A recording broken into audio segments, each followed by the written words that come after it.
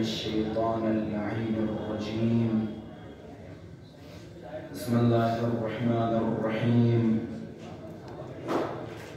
الحمد لله رب العالمين،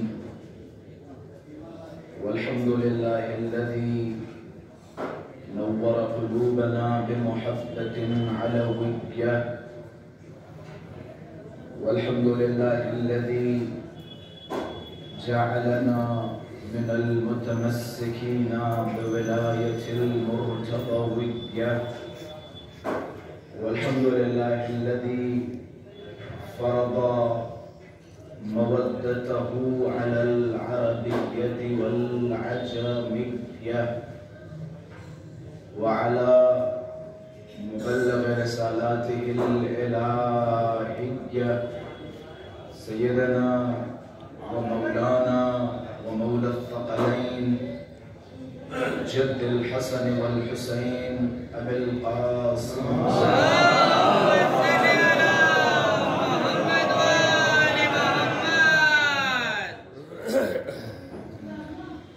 اللهم صل وسلم وزد وبارك على صاحب الدعوة النبوية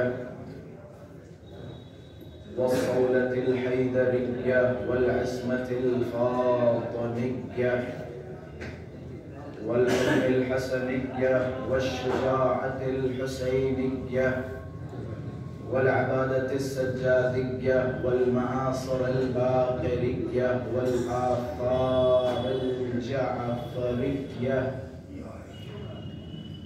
والعلوم الكاظمية والحجج الربوية والجود التقوية والنقابة النقاوية والهيبة العسكرية والغيبة الإلهية الحجة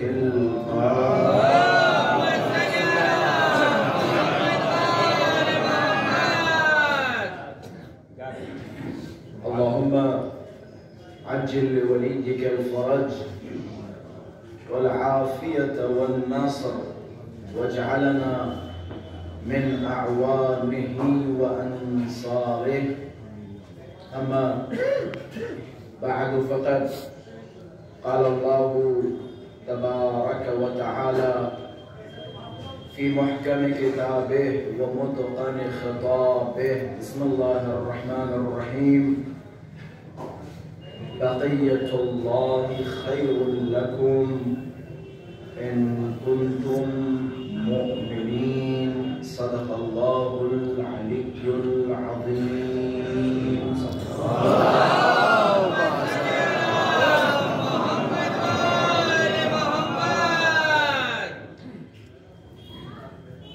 وجود ذوالجود نازنین امام زمان عجل اللہ تعالی فرجہ الشریف کی سلامتی اور حضرت کے ظہور میں تعجیل، علماء کرام، مراجعین عظام، شیعیان حیدر صفدر اور آپ سب اپنی سلامتی، اہل خانہ کی سلامتی اور مرحومین کی مغفرت کے لیے بابا سے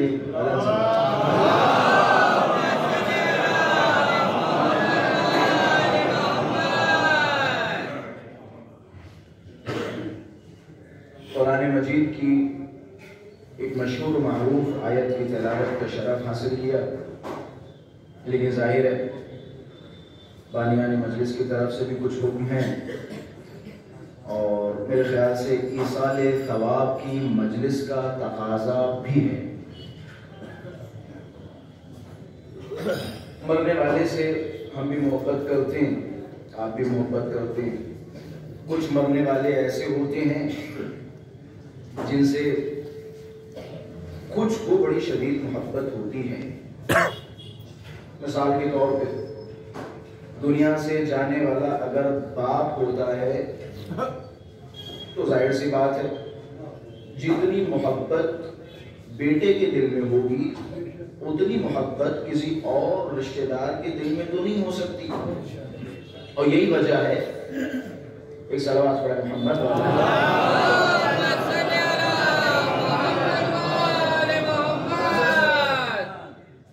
مرنے والے سے اظہار محبت کے بہت سارے طریقے ہیں. ایک صلوات پڑھیں, آواز کم کریں.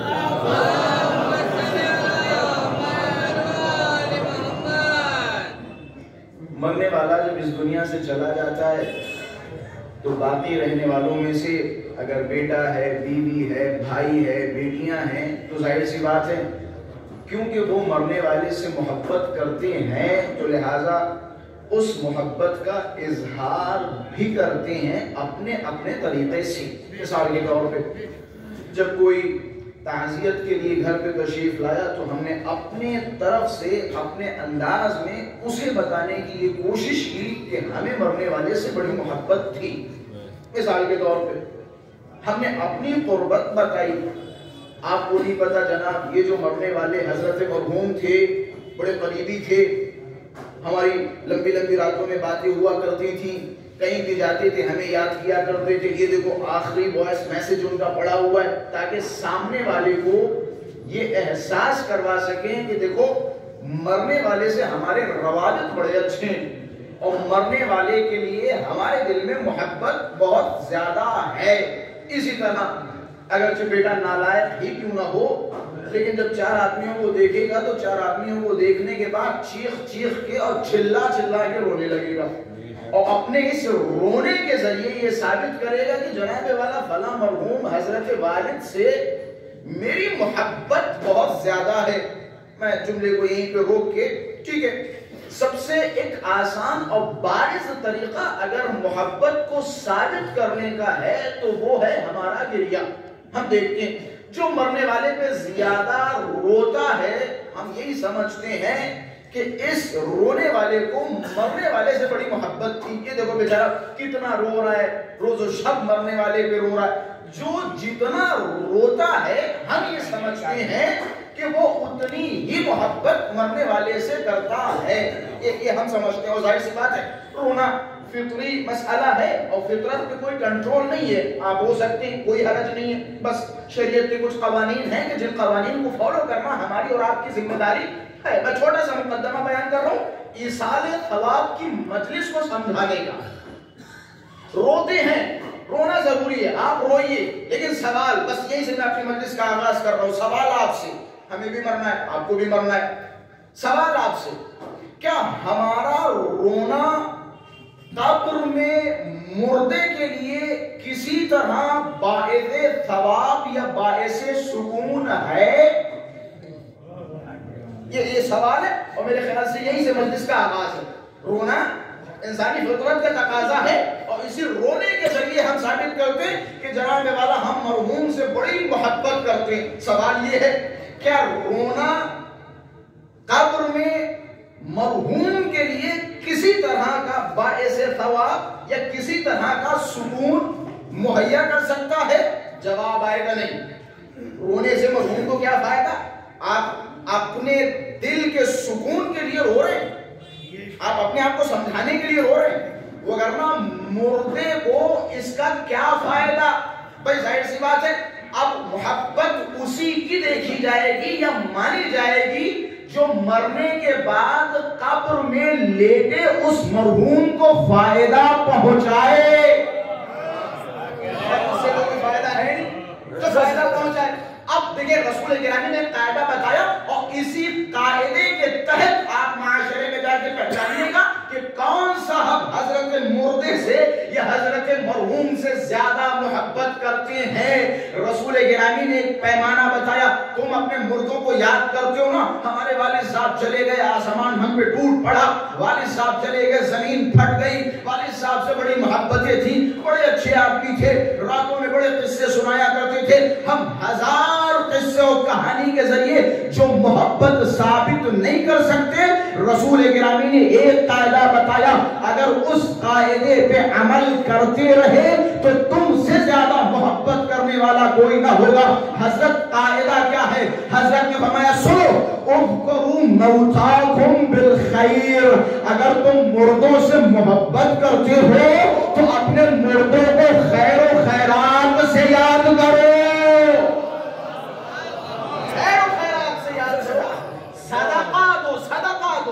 صدقہ دو, مردے کو صدقہ دو. صدقہ پہنچاؤ، اس کی طرف سے ایصال ثواب کرو، تب تمہاری محبت ثابت ہوگی۔ آپ لاکھ چلاتے ہیں، پتہ چلے جناب والا والد صاحب سے بڑی محبت کرتے ہیں، قصے مشہور ہیں ان کے، اما جب والد صاحب اس دنیا سے گئے تھے اتنا رو رہے تھے، غش طاری ہو۔ میں ہر غش آنے والے کو یہ جملے نہیں کہہ رہا ہوں، میں ان لوگوں کی مثال دے رہا ہوں، ان لوگوں کے لیے جملے کہہ رہا ہوں جو صرف اور صرف مردے پہ رونا چاہتے ہیں لیکن ایک فاتحہ نہیں دینا چاہتے، ان کے لیے الفاظ ہیں، صرف رونا چاہتے ہیں لیکن ایک فاتحہ نہیں دینا چاہتے۔ آپ کو بڑی محبت ہے، ایصال ثواب کریں۔ اذکروا موتاکم بالخیر، مردوں کو خیر و خیرات سے یاد کرو،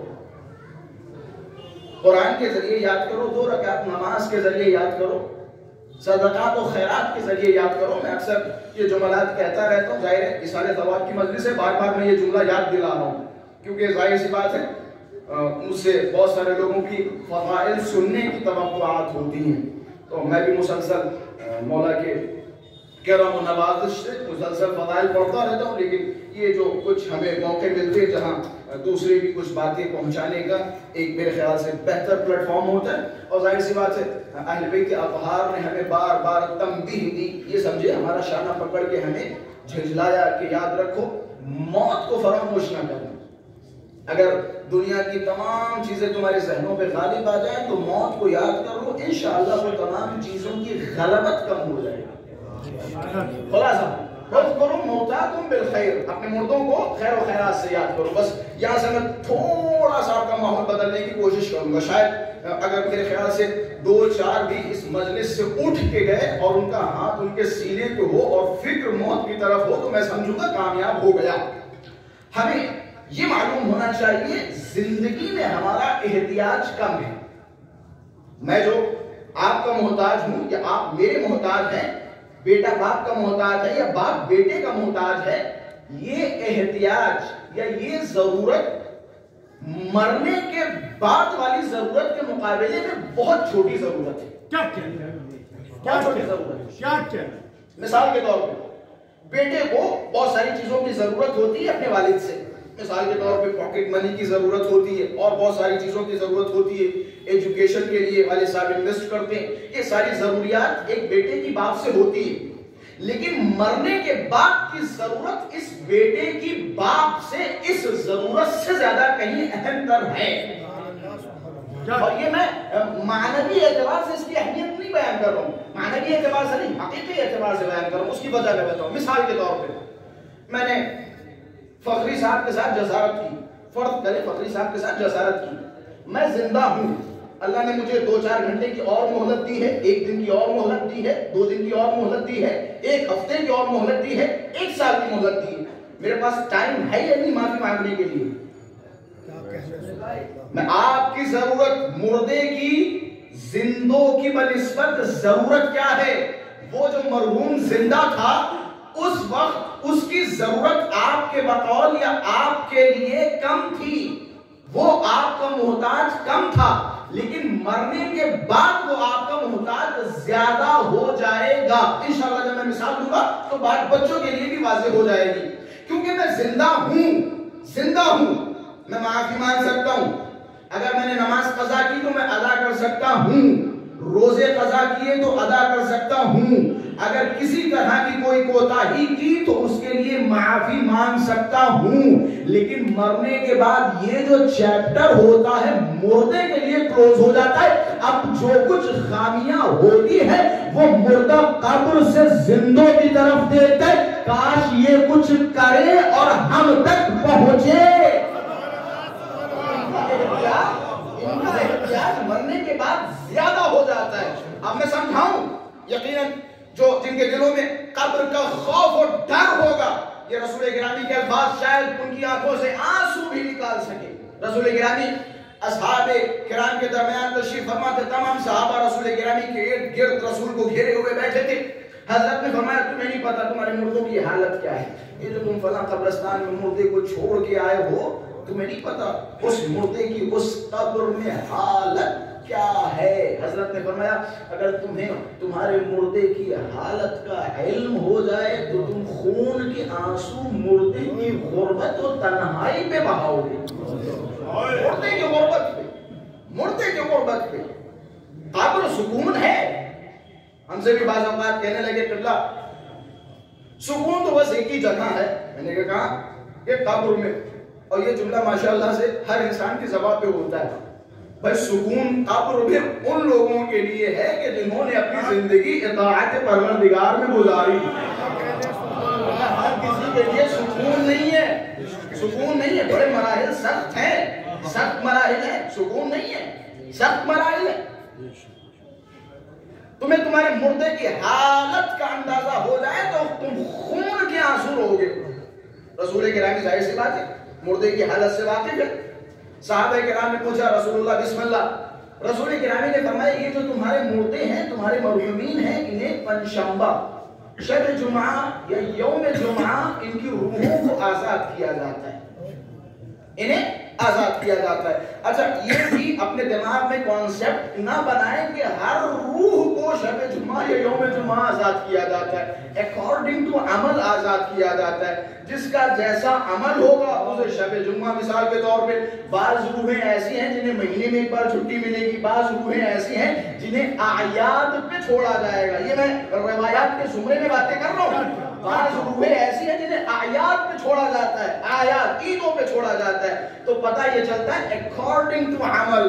اب اگر تھوڑے بہت گناہ ہوں گے تو شب جمعہ جاؤ, زیادہ گناہ ہوں گے تو پھر مہینے میں یا پھر سال میں. اور بعض روحیں ایسی ہوں گی جو جہنم کے سب سے نچلے طبقے میں ایک تابوت میں ہوں گی, جن کے اوپر ہمیشہ لعنت ہوتی رہے گی, انہیں مہلت نہیں ملے گی. اب ان کو مہلت نہیں ملے گی. خلاصہ رسول کرام فرماتے سنو, شب جمعہ مرد مومن کی روح کو آزاد کیا جاتا ہے. مرد مومن اپنے گھر پہ آتا ہے. کس گھر پہ آتا ہے؟ کس گھر پہ آتا ہے؟ وہ اسی کے گھر پہ جاتا ہے. آپ کے خریدے ہوئے گھر پہ جاتا ہے. اس گھر میں آتا ہے جس گھر کو انہی ہاتھوں سے بنایا تھا. اس گھر میں آتا ہے کل تک جس گھر کا مالک ہوا کرتا تھا, اسی گھر پہ آتا ہے. اس چوکھٹ و دہلیز پہ آتا ہے جس چوکھٹ و دہلیز پہ کھڑے ہو کے فقیروں کو کھانا کھلایا کرتا تھا, بانٹتا تھا, بھیک دیتا تھا. اسی دروازے اور چوکھٹ پہ آتا ہے. یہ رسول گرامی کے الفاظ ہیں. کہتے ہیں مرد مومن اپنے گھر کی چوکھٹ پہ آتا ہے اور آنے کے بعد ہلکے ہلکے آنکھوں میں آنسو اور گھر کے آنگن میں کھڑا ہوتا ہے. اہل خانہ کی طرف خطاب کرتا ہے, اے میرے بیٹے, اے میری زوجہ, اے میری بیٹیوں, اے میرے رشتہ داروں, اے میرے پڑوسیوں, اے میرے دوستوں.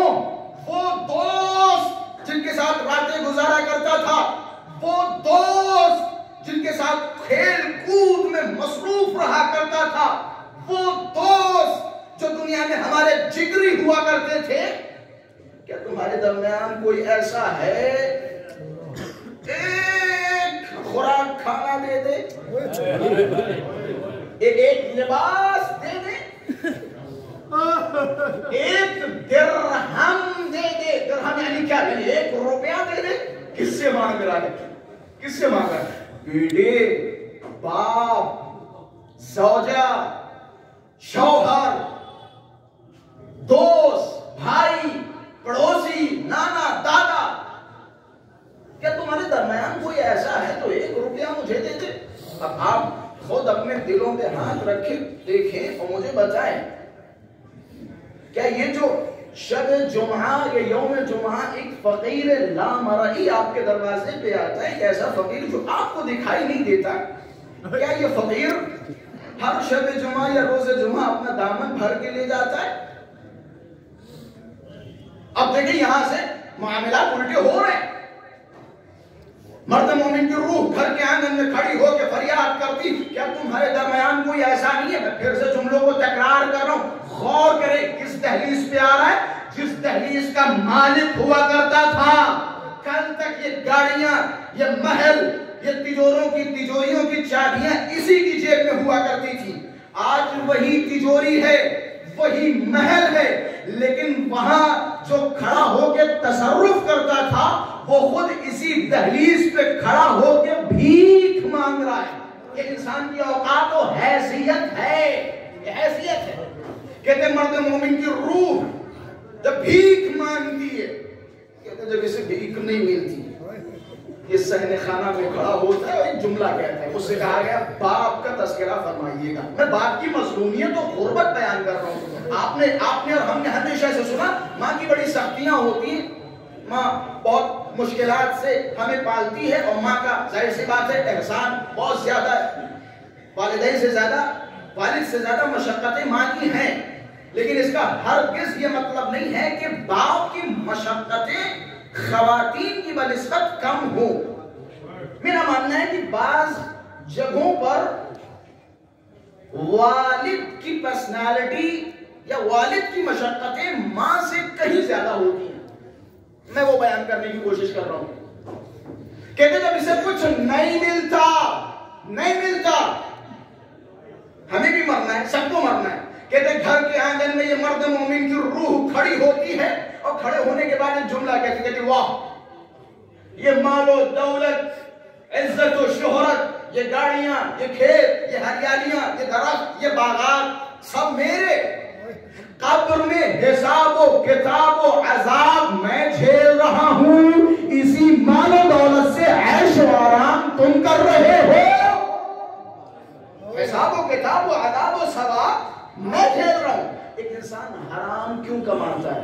ایک باپ کیوں حرام کماتا ہے؟ اپنی ذات کے لیے 60-70 ہزار کی سیلری اسے مل رہی ہے، پیٹ پال سکتا ہے.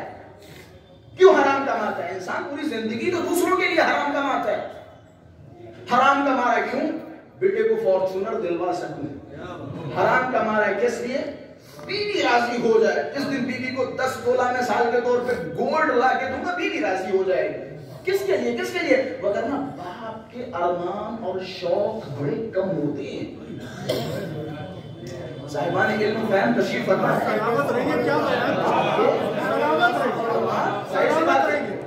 ہمارے بھی والد صاحب، میں نے دیکھا پوری زندگی میرے والد صاحب نے پوری زندگی ہمیں پڑھانے کے لیے، ہمارے بھائیوں کو پڑھانے کے لیے پوری زندگی جرمن سے سفر کیا. میں نے اپنی آنکھوں سے دیکھا.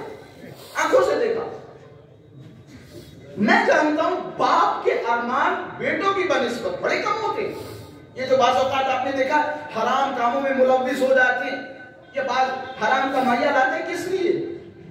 باپ یہ چاہتا ہے کہ بیٹا خوش ہو جائے. بیٹا خوش ہو جائے. میرے والد صاحب بعض اوقات مذاق میں جب دلی میں تشریف لاتے ہیں تو ہم کہتے ہیں ہماری طرف آئیں، بڑے بھائی کہتے ہیں ہماری طرف آئیں. تو اسی اسنا میں والد صاحب ایک جملہ فرماتے ہیں، اور میرے خیال سے شاید یہ جملہ مشہور بھی ہے. کہتے ہیں ایک باپ 5 بچوں کو پال سکتا ہے، لیکن 5 بچے ایک باپ کو پال نہیں سکتے. 5 بچوں کو بڑی آسانی سے پال دیتا ہے، پتہ بھی نہیں چلتا. جو کپڑے تمہارے لیے لے کے آیا وہی کپڑے تمہارے لیے لے کے آئے، جو کپڑے بیٹی کے لیے لے کے آیا وہی کپڑے بیٹے کے لیے لے کے آئے. لیکن بیٹا ایک فرزند 5 6 7 بیٹے اور اولاد ہو، ایک باپ کو نہیں پال پاتے. آپ پوری دنیا کی مثالیں لے لیں. میں نے بہت ساری مثالیں دیکھی. ایسے نہیں کہ میں یہاں پہ مفروضات بیان کر رہا ہوں، حقیقتیں بیان کر رہا ہوں. بہت ساری باتیں حقیقت پہ مبنی ہیں. کہتے ہیں یہ مرد مومن، وہ مرد مومن جو زندگی بھر اولاد کو خوش کرنے کے لیے، بیٹوں کو خوش کرنے کے لیے، بچوں کو خوش کرنے کے لیے پوری زندگی حرام و حلال میں فرق کیے بغیر لے کے آتا ہے. بڑا خوبصورت جملہ ہے. کہتے ہیں میں بات کو یہیں پہ روک کے کہتا چلوں، ظاہر سی بات ہے تھوڑی سی آپ میں کے اندر کی حساسیت جاگ اٹھی ہے. کہتے ہیں ایک باپ اتنے احسانات کرتا ہے، آپ اس کے مقابلے میں کیا کر سکتے ہیں؟ کچھ آپ کے ذہن میں ہے کہ اس احسان کا بدلہ کیسے چکائیں؟ اگر میں روایات و احادیث کی طرف جاؤں تو میرے خیال سے اس سے بڑا کوئی جملہ ہے ہی نہیں. مولا نے فرمایا پوری زندگی تم نوکروں کی طرح اپنے والدین کی خدمت کرتے رہو. پوری زندگی، پوری عمر کوئی جاب نہ کرو، کوئی نوکری نہ کرو، صرف گھر میں بیٹھ کے خدمت کرتے رہو. کہ میں کہوں پوری زندگی والدین کے پیر دباتے رہو، سر دباتے رہو، ان کے کپڑے دھلتے رہو، ان کے سامنے اف تک نہ کرو. کہتے ہیں یہ سارے احسانات تمہارے ابھی اس رات کے مقابلے میں بڑے چھوٹے ہیں کہ جس رات تمہیں ماں نے درد کے ساتھ اس دنیا میں جنم دیا. اس درد کے مقابلے میں کچھ نہیں. اس ایک درد کا احسان پوری عمر ادا نہیں کر سکتے. ایک درد کا. بیٹا بہت بڑا ہو گیا، لائق ہو گیا, باشعور ہو گیا, والدین کو مشورے دے رہا ہے. بعض اوقات ہوتا ہے, سب پیسوں کا کھیل ہوتا ہے, ظاہر سی بات ہے. باپ نے بیچارے نے 2000 یا 4000 کی سیلری میں زندگی گزاری, اب آپ 2 لاکھ یا 4 لاکھ کی سیلری میں زندگی گزار رہے ہیں, تو باپ بھی بیچارہ آپ کی مشورے پہ عمل کر رہا ہے, وگرنہ وہ دل سے نہیں راضی ہے, دل سے وہ خوش نہیں ہے. باپ کی فطرت بتا رہا ہوں, باپ کی فطرت بتا رہا ہوں, خوش نہیں ہے دل سے. باپ ہے آخر, کہتے ایک بڑا باپ ایک چھوٹا سا کوئی پھل, آپ روئے, آپ کے لیے ایک پھل لے کے آیا اور آپ کو کھلا دیا, آپ نے وہ پھل کھا لیا, سپوز سیب ہوا, آم ہوا, کچھ بھی ہوا, ایک پھل آپ نے کھایا. آپ 2 سال کے 3 سال کے, آپ نے جیسے ہی پھل کھایا تو اطراف میں جتنے بھی لوگ بیٹھے ہوئے, یہ باپ لوگوں سے کہنا, دیکھ رہا ہمارا بچہ کتنے شوق سے پھل کھا رہا ہے, دیکھو دیکھو کاٹ کاٹ کے کھا رہا ہے, یہ دیکھو رس ٹپک رہا ہے, کبھی ادھر ہاتھ لگائے گا, کبھی ادھر ہاتھ لگائے گا, کبھی ٹیشو سے پوچھے گا. آپ بڑے ہو جائیں, مثال کے طور پہ ڈاکٹر بن جائیں, انجینئر بن جائیں, پائلٹ بن جائیں, ایکس وائی زیڈ, آپ کچھ بھی بن جائیں, سائنٹسٹ بن جائیں, کروڑ پتی آپ ہو جائیں. باپ نے 1 روپے کا ایک امرود کھلایا تھا آپ کو, سپوز ایک کیلا کھلایا تھا, ایک سیب کھلائی تھی, آپ کروڑ پتی ہو گئے. آپ کہیں گے جناب والا ہم اس امرود کا بدلہ چکائیں گے. کیسے بدلہ چکائیں گے؟ چلو باپ میں چلو 1000 پیٹی امرود لے لو, 1000 پیٹی کیلے لے لو, 1000 پیٹی سیب لے لو, والد صاحب کی خدمت میں پیش کرو. والد صاحب کے پاس لے کے, یہ دیکھو جناب والد آپ کے لیے امرود, آپ نے ایک امرود کھلایا تھا نا, یہ دیکھو 1000 پیٹیاں لے کے آئے, بلا لیجیے اپنے دوستوں کو, سب بیٹھ کے کھائیے. کیا آپ کی نظر میں وہ جو باپ نے ایک امرود کھلایا تھا, یہ 1000 پیٹیاں اس کا مقابلہ کر پائیں گی؟ میں منطقی بات کر رہا ہوں, جذباتی جملے نہیں کر رہا ہوں, احساسی جملے نہیں کر رہا ہوں. کیا یہ 1000 پیٹیاں اس ایک آم کا مقابلہ کر پائیں گی, یا ایک امرود کا مقابلہ کر پائیں گی؟ کیوں؟ کیونکہ یہ امرود تو تم لا سکتے ہو, 1000 پیٹیاں لا سکتے ہو, 1000 طرح کی ڈشیں والد کے سامنے پیش کر سکتے ہو, لیکن وہ کلیجہ کہاں سے لاؤ گے جو باپ کے پاس ہے؟ وہ کلیجہ کہاں سے لاؤ گے جو باپ کے پاس ہے؟ اور میں حقیقت سے جدا باتیں نہیں کر رہا ہوں, یہ مسئلہ اگر آپ کو سمجھنا ہو تو کربلا میں جائیے, دیکھیے امام حسین کی طرف, جب بار بار امام حسین اکبر کی طرف مڑ مڑ کے دیکھ رہے تھے, جناب علی اکبر نے حسین ابن علی کی طرف دیکھا, بابا آپ تو مجھے رخصت کر چکے, یہ بار بار مڑ مڑ کے کیوں دیکھ رہے؟ عجب نہیں, مولا حسین نے جملہ فرمایا, اے میرے بیٹے اکبر, کاش تم صاحب اولاد ہوتے, ارے اس باپ کے کلیجے کو سمجھتے.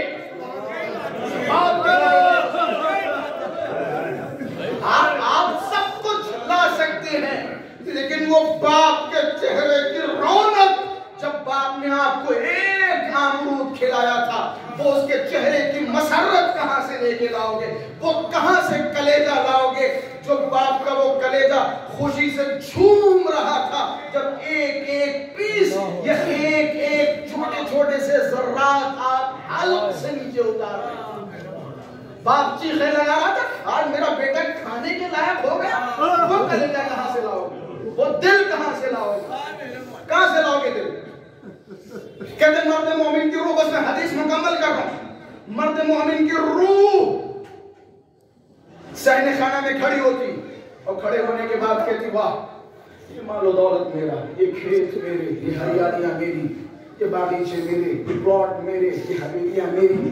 قبر میں انہی چیزوں کا تو حساب و کتاب و عذاب و ثواب میں جھیل رہا ہوں, ڈنڈے کھا رہا ہوں, لیکن واہ جس چیز کا حساب و کتاب و عذاب و ثواب میں جھیل رہا ہوں, اسی چیز سے عیش و آرام کی زندگیاں تم بسر کر رہے ہو. مرد مومن گھر سے باہر نکلتا ہے, دہلیز پہ بیٹھ جاتا ہے, اب دیکھیں یہاں سے الٹی گنتی شروع. ابھی تک یہ جو رشتہ داروں سے توقع لگائے بیٹھے تھے, کہتے مرد مومن گھر کے باہر نکل کے چوکھٹ پہ بیٹھتا ہے, اپنے سر پہ ہاتھ مارتا ہے اور کہتا ہے لعنت ہو مجھ پر. مردہ اپنے اوپر لعنت کر رہا ہے, کہتا ہے لعنت ہو مجھ پر. بھئی کیسی لعنت؟ کہ لعنت ہو مجھ پر, وائے ہو مجھ پر, ہمیں جب تک اللہ نے ہمارے ہاتھوں میں دیا تھا, ہمارے ہاتھوں میں نوازا تھا, کاش اسی وقت اپنے اپنے انہی ہاتھوں سے راہ خدا میں خیرات کی ہوتی تو آج کسی ایرے غیرے کے دروازے پہ جانا نہ پڑتا. اسی بات خیرات کی ہوتی تو ایرے غیرے کے دروازے پہ جانا نہیں پڑتا. آپ کہیں گے جناب والا بیٹا ایرا غیرا ہو گیا. ایرا غیرا کوئی نہیں, لیکن وہ آپ نے تو ماشاءاللہ سے سنی رکھا ہے, نفسا نفسی کا عالم. یہ وہ مراحل ہیں جہاں ہر انسان اپنی سوچے گا, اپنی سوچے گی, اپنی علاوہ کسی کی نہیں سوچے. یہ وہ مقامات ہیں, وہ مقامات ہیں. آپ بے شک اب ظاہر سی بات ہے باپ کی میں اس کیفیت اور اس ذمہ داری کو بھی بیان کرتا چلوں. آپ کا فرض, آپ کی ذمہ داری, بڑی سنجیدگی کے ساتھ ان جملوں کو سمجھیے گا. ظاہر سی بات ہے میری عمر اتنی نہیں ہے کہ میں نصیحتیں کروں, لیکن میں اپنے سے چھوٹے یا اپنے معاصرین کی خدمت میں گزارش کر سکتا ہوں. ظاہر سی بات ہے کہ آپ بھی باپ بنیں گے تو میں آپ لوگوں سے یہ خطاب کر رہا ہوں. کوئی ضرورت نہیں, ذمہ داری کے ساتھ. ظاہر سی بات ہے ہر بات پہ اگر روایات و احادیث بیان کروں گا تو ہمارے پاس اتنا زیادہ وقت نہیں ہے, اور میرے خیال سے یہ 3-4-5 مہینے کی سب سے چھوٹی مجلس ہے جو آج میں خطاب کر رہا ہوں, جہاں تک میرا خیال ہے. اب ظاہر سی بات ہے وقت کی بھی تنگی ہے, میں جلدی سے اپنی باتیں آپ حضرات تک پہنچا سکوں. 2-4 منٹ کی زحمت.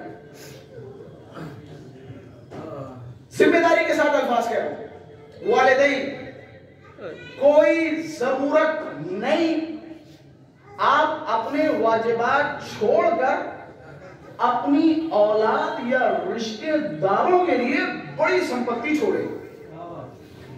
اور سے سنیے گا, میں نے بتا دی آپ کی حیثیت, آپ کے حضرت فرزند کی حیثیت, میں نے آپ کا وجود بھی بتا دیا اور آپ کے لائق بیٹے کا بھی وجود بیان کر دیا.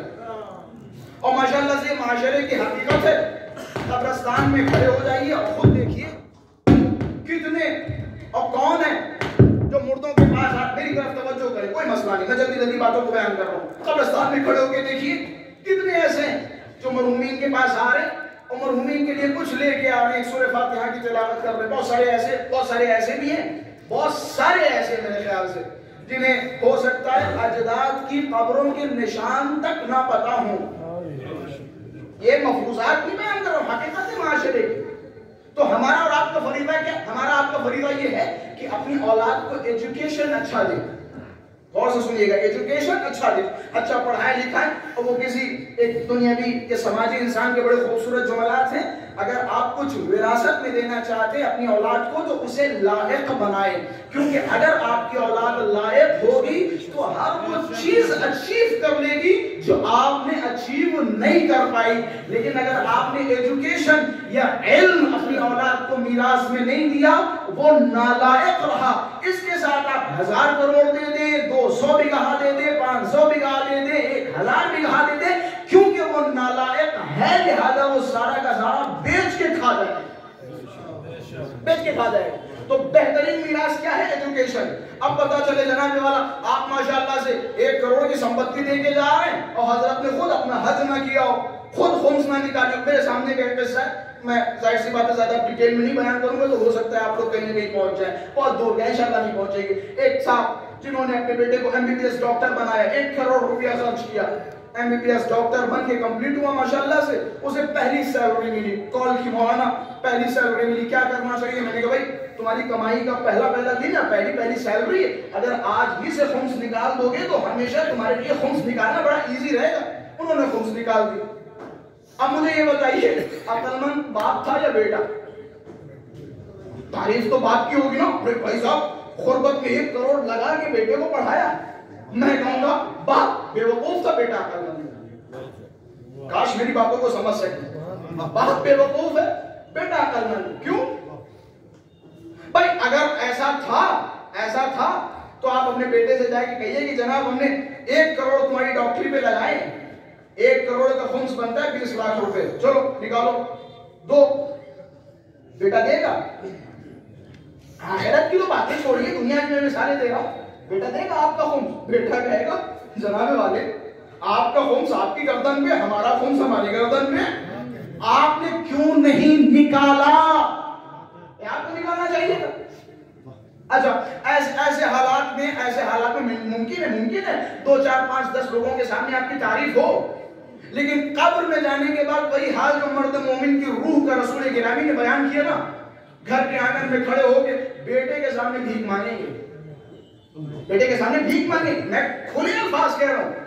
نہ جانے کتنے مردے ہیں جو ہماری تحریزوں پہ آتے، ہمارے گھروں میں آتے، ہمارے سامنے جھولی پھیلا کے کہتے ہمیں 2 رکعت نماز دے دو، ایک خوراک کھانا دے دو، ایک لباس دے دو، ایک لباس دے دو. نہ جانے کتنے مرحومین ہیں، کتنے مردے ہیں ہمارے گھروں کی تحریزوں سے گھوم گھوم کے جاتے ہیں. میں اسی لیے کہتا ہوں، ہم بھی کہتے ہیں ماشاءاللہ سے، ہم کہتے ہیں آل محمد پہ اگر ہمیں اپنے بچوں کو قربان کرنا پڑے تو ہم قربان کر دیتے ہیں. اور یہ کوئی شاعرانہ یا خطیبانہ یا ذاکری کے جوش و غضب میں آنے کے بعد کے جملات نہیں، یہ سنجیدہ جملات ہیں. بڑے سکون قلب کے ساتھ ہم کہتے ہیں اگر ہمیں اپنے بچوں کو ذبح کرنا پڑے. میں کہوں گا شاید جناب ابراہیم نے اپنی آنکھوں پہ پٹی باندھی تھی، لیکن شیعان حیدر صفدر کا دل علی و حسین کے لیے اتنا دھڑکتا ہے کہ وہ آنکھوں پہ پٹی باندھے بغیر اپنی اولاد کو حسین و آل حسین پر قربان کر سکتے. اس کی وجہ ہے، اس کی وجہ ہے محشر کا میدان. توصیف کیجیے. پہلا جملہ آتا ہے نفسا نفسی کا عالم ہوگا حضور. کہ نفسا نفسی کا عالم کیا ہے؟ تعریف کرو. نفسی یعنی میں یعنی میں کا عالم ہوگا.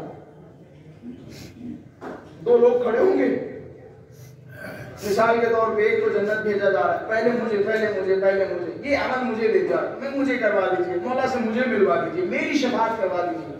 کوئی یہ نہیں کہے گا میرے جناب والد ادھر بیٹھے ہیں، 2 رکعت نماز جناب والد کے حق میں ڈلوا دیجیے. یہ نفسا نفسی کا عالم سمجھا رہا ہوں. مثال دوں، بیٹے کے پاس 2 رکعت نماز زیادہ، باپ کے پاس 2 رکعت نماز کم. بیٹا جنت میں جا رہا ہے، باپ جا رہا ہے. فرزند تمہارے پاس تو 2 رکعت نماز زیادہ ہے، 2 رکعت مجھے دے دو. یاد ہے ہم نے وہ جو 3 کروڑ کی حویلی بنوائی تھی وہ تمہیں دے دی تھی. زندگی میں تمہارے نام ہم نے 50 لاکھ کی گاڑی خرید کے دلوائی تھی. تمہیں اپنے امریکہ میں پڑھوایا، لندن میں بھیجا، تمہیں اپنے دنیا کے بہت سارے ملکوں میں بھیجا. 2 رکعت نماز دے دو، 2 رکعت نماز دے دو، تم تو جنت میں جا ہی رہے ہو، ہم بھی تمہارے ساتھ جنت میں جائیں گے. کہتا جناب والد محضر اچھا. اگر 2 رکعت آپ کو دے دی تو وہ 2 اسٹیپ یا 2 درجے جو مجھے جنت میں ملنے والے ہیں اس سے محروم ہو جاتے ہیں. آپ اپنا جگاڑ کر لیجئے، آپ دیکھ لیجئے کسی سے کچھ مل جائے. اسی عالم کو کہا جاتا ہے نفسا نفسی کا عالم، جہاں بیٹا آپ کا ساتھ چھوڑ دے، باپ کا آپ کا ساتھ چھوڑ دے، بھائی آپ کا ساتھ چھوڑ دے، بس کلیجوں پہ ہاتھ رکھ کے ان احساسی جملات پہ اپنی آنکھوں سے آنسو ضرور بہائیے گا مولا کے لیے. ہم سے وجہ پوچھتے نا کہ ہم اپنی اولاد کو اہل بیت کے اطہار پہ کیوں قربان کر دیتے؟ وجہ پوری کائنات کھڑی ہوگی اور کہے گی فقری صاحب نفسی نفسی نفسی، مجھے بچاؤ مجھے بچاؤ مجھے بچاؤ. لیکن کچھ شخصیات ایسی ہوں گی جو جنت کے دروازے پہ کھڑی ہو کے فرمائیں گی شیعتی شیعتی شیعتی. یہ وجہ ہے، یہ وجہ ہے، یہ وجہ ہے. پوری دنیا کہے گی نفسی نفسی نفسی. کچھ شخصیات جنت کے دروازے پہ کھڑی ہو کے فرمائے گی اے میرے پروردگار میرے شیعوں کی شفاعت فرما. جناب صدیقہ جنت کے دروازے پہ کھڑی ہوں گی، اپنے رب سے فرمائے گی یا رب احببت ان نعرف قدرنا فی مثل هذا اليوم. اے میرے پروردگار میں چاہتی ہوں میں اپنی قدر و منزلت سمجھوں، میں ذرا دیکھوں تو صحیح میرا وقار کیا ہے تیرے نزدیک. خداوند متعال فرمائے گا اے بنت مصطفیٰ ارجعی وانظری من کان فی قلبه حب لک ولأحد من ذریتک فخذی بیدہ فادخلیہ الجنہ. بنت محمد آپ جاننا چاہتی ہیں میرے نزدیک آپ کا مرتبہ کیا ہے؟ تو جائیے ان جہنمیوں کے درمیان دیکھیے جس کے دل میں آپ کے لیے ذرہ برابر محبت ہو یا آپ کے چاہنے والوں کے لیے ذرہ برابر محبت ہو یا آپ کی اولاد کے لیے ذرہ برابر محبت ہو تو اس کا ہاتھ پکڑیے فخذیہ وادخلوہ الی الجنہ، اس کا ہاتھ پکڑ کے جنت میں لے کے چلی جائیے۔ یہ جملات ہے، یہ عشق ہے آل محمد کا ہمارے لیے۔ ذرا تصور کریں جو ہمارا ساتھ نہ چھوڑے، جو ایک ایک شیعوں کی شفاعت کے لیے جنت کے دروازے پہ کھڑی رہے، جسے اپنی اولاد کئی نسلوں کے بعد آنے والی اولاد سے اتنی محبت ہو کہ وہ جنت کے دروازے پہ کھڑی ہو کے ایک ایک اولاد کی شفاعت کروا رہی ہو، تو تصور کیجئے اسے اپنے لخت جگر سے کتنی محبت ہوگی، اسے اپنے پارے تن سے کتنی محبت ہوگی۔ شاید یہی وجہ ہے جناب زینب علیہ مقام فرماتی ہے جب میں نے حسین ابن علی کو، امام حسین کو سوار کیا، رخصت کیا، میرے ذہن میں بار بار یہ تصور تھا میرا بھاجا یا میرا بھیا اکیلا ہے، میرا بھیا تک و تنہا ہے۔ جب میرا بھیا گھوڑے سے زمین پہ آیا میرے ذہن میں تصور تھا میرا بھیا اکیلا ہے۔ جب میرے بھیا کی آوازیں آنی شروع ہوئی میں مقتل کی طرف دوڑی، پھر مجھے احساس ہوا ارے میرا بھیا حسین اکیلا نہیں ہے، ارے دکھیاری ماں پسلیوں پہ ہاتھ رکھے مقتل کی زمین، اے میرے لاڈلے حسین۔ ارے یہ ماں کا کلیجہ ہے، یہ باپ کا کلیجہ ہے۔ ارے کیسے مقتل میں چھوڑ دے۔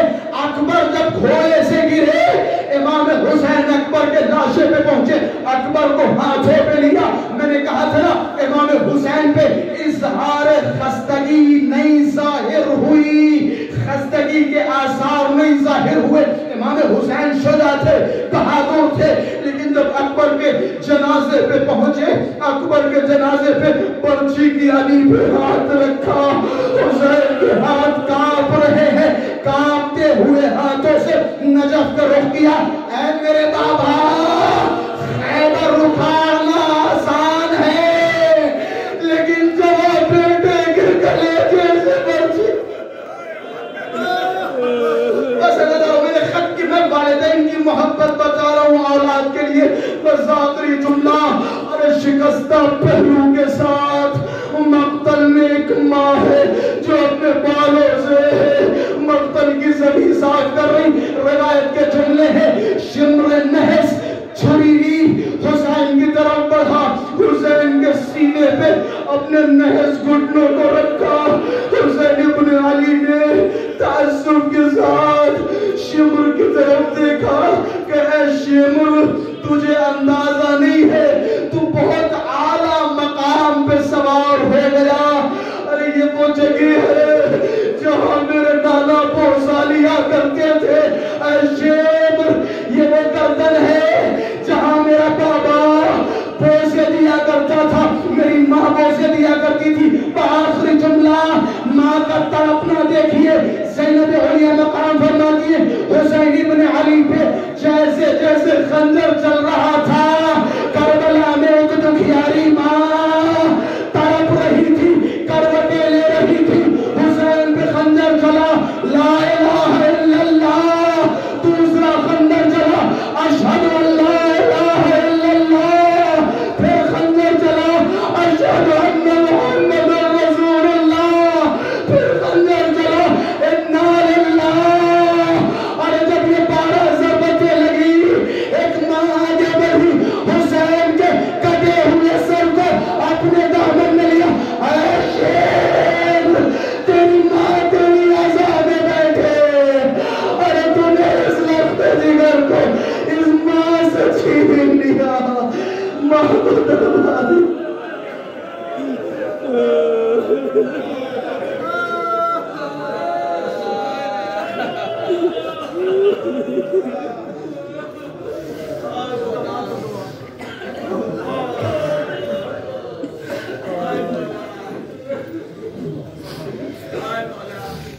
الله وإنا إليه راجعون رضا بقضائه وتسليما لأمره.